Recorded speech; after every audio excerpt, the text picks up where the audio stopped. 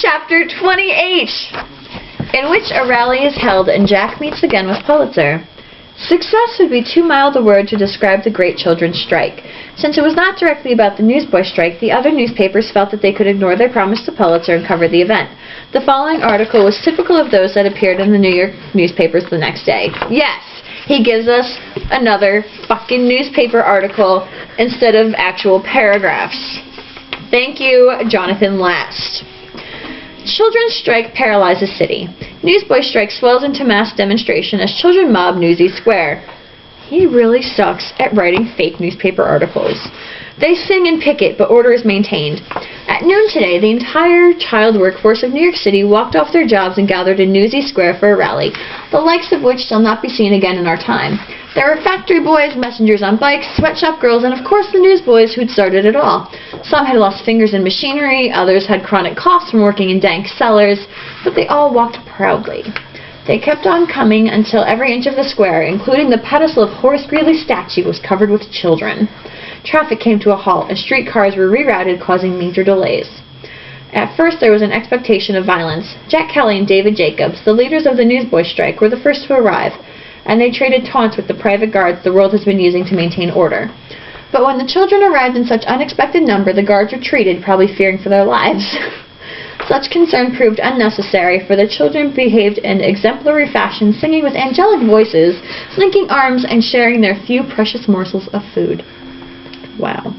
At the height of the excitement, Don Seitz, the business manager of the World, appeared at the front doors of the World building and invited Kelly and Jacobs to speak personally with Mr. Pulitzer. The newsboys considered this a victory and congratulated each other and passed out cigars. Where did they get these fucking cigars from? They're stealing them? Wow, they're stealing a lot of them. Word of today's rally was circulated in a newspaper called the Newsie News, produced by the newsboys in response to what they considered unfair coverage in the established press. Who gave them the equipment and supplies to put out the edition remains a mystery. While the children of New York were streaming into Newsie Square, Jack and David were swaggering into Pulitzer's office. Of course they were. had swagger. Extra, Jack said, pulling a copy of the Newsie News out of the canvas bag he wore over his shoulder and tossing it onto Pulitzer's desk. Read all about it. Newsies bring Pulitzer to his knees. You are the most arrogant young man I have ever met in my life, Pulitzer said, his face turning the same color as his beard, a.k.a. red. He picked up the paper and regarded it with amazement. I ordered a ban on printing of all strike matters. All the papers agreed. Who defied me? Who printed this? We did, Jack said. Where? How? And with what equipment? Only the best, Joe. You mean here? Under my nose? Jack grinned proudly. Pulitzer thrust a finger in Jack's face. I promised that if you defied me, I'd break you, and I will. I don't understand you, boy. I offered you a chance to start over. Anybody who doesn't act in his own self-interest is a fool. Then what does that make you? David blurted out. You talk about self-interest, Mr. Pulitzer, but since the strike began, the circulation of the World is down 70%. Where did he get this number from? He made it up. I guess he did. Like, that's very factual of him. Every day you lose thousands of dollars just so you can beat us out of a lousy tenth of a cent. That's what doesn't make sense. It ain't the money, Davy, said Jack. It's the power. If Joe starts giving in, when does he stop? He's got to hold the line. Ain't that right, Joe? Sights, Pulitzer called his business manager. Where are the police? I sent for them ages ago. They must be here by now. I ain't going back to jail, Jack said. They won't allow it. And who is they? Pulitzer asked. Them, Jack said, walking to the window. You give me to the bulls and they'll tear down this building brick by brick. He threw open the window and the sound of a million voices came flooding up from below. Pulitzer clapped his hands over his ears. Stop that infernal racket, he cried. It's too late, Jack said. Yeah, the racket's going to get louder and louder from now on. Putting me in jail ain't going to stop it. Hiring more goons to beat us over the head won't do the trick either. You and the other bosses in the city are going to have to start listening if you want your workers to come back. They need survival wages, Joe, and safe working conditions. They want a chance to take a breather every couple of hours. They want to live like human beings. No shit. Pulitzer stood at the window looking down at the millions of children. The sheer number of them was awe-inspiring, the thought of what they might accomplish terrifying to some, wondrous to others. Presently, Pulitzer turned back to Jack and David and said, Perhaps our differences are not so great after all. Perhaps the three of us can resolve the matter. I think so, Jack said. What do you think, Davy? David just smiled. Chapter 29, in which a copy of the Newsie News lands on the governor's desk. Although only one edition of the Newsie News was ever published, it found its way into the hands of a great many people.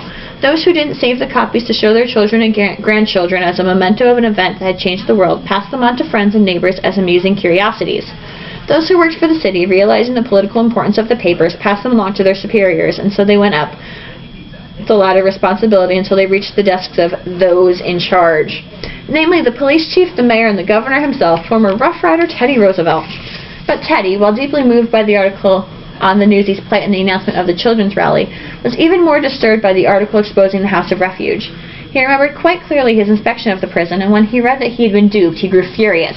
His eyes flamed behind his small, wire-rimmed spectacles, and his mouth worked beneath his huge walrus mustache.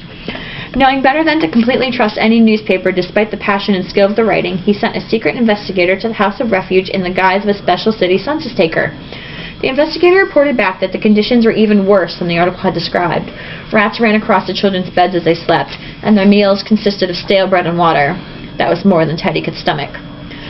Marching at the head of an army of policemen, lawyers, and special investigators, he took the refuge as he had San Juan Hill, waving his gold-handled walking stick as though it were a sword.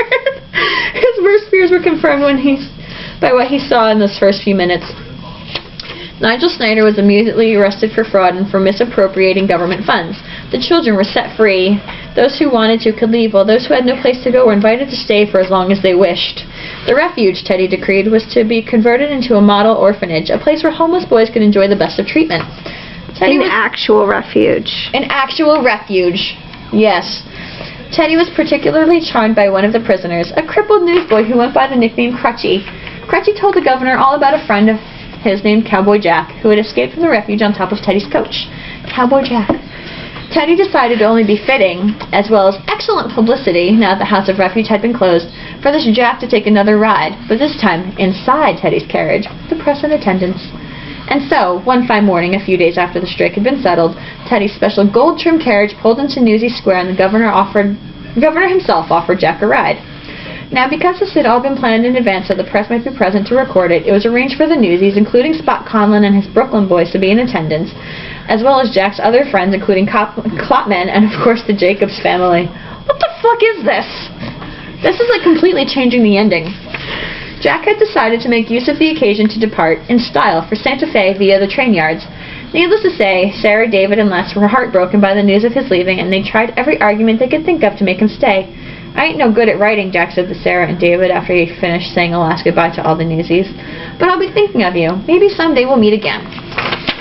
Goodbye, Jack, Les said. Here's my best marble. Thanks, kid, Jack said, graciously accepting the treasure. You don't have to run away anymore, Sarah whispered as she embraced him. You have a choice now. We won the first round, David added, but the fight's over. Far from over. We need you, Jack, right here in New York City. Maybe that's what scared me, Jack admitted. He gave them all one last look and then climbed into the coach with Teddy, who was watching all this with delight. The Newsies waved their caps as the carriage drove through Newsie Square, but at the last moment the coach turned around and rumbled back. Thanks for the lift, Governor. Yes, Governor, Jack said, jumping out. He looked at them all with embarrassment. I've been a real dope. I wanted to go to Santa Fe, but my real family was right here all along. His boyfriend. The Newsies cheered, and all the Jacobs family accepted him with open arms, all except David, who stood back, watching critically. So how are the headlines today, Jack said, approaching him cautiously. Headlines don't sell papes, David replied, breaking into a big grin. Newsies sell papes, they shouted in one voice, spit on their palms, and shook hands good and hard. Then they sauntered over to the loading deck and bought 100 papers apiece at the reasonable rate of 50 cents per 100.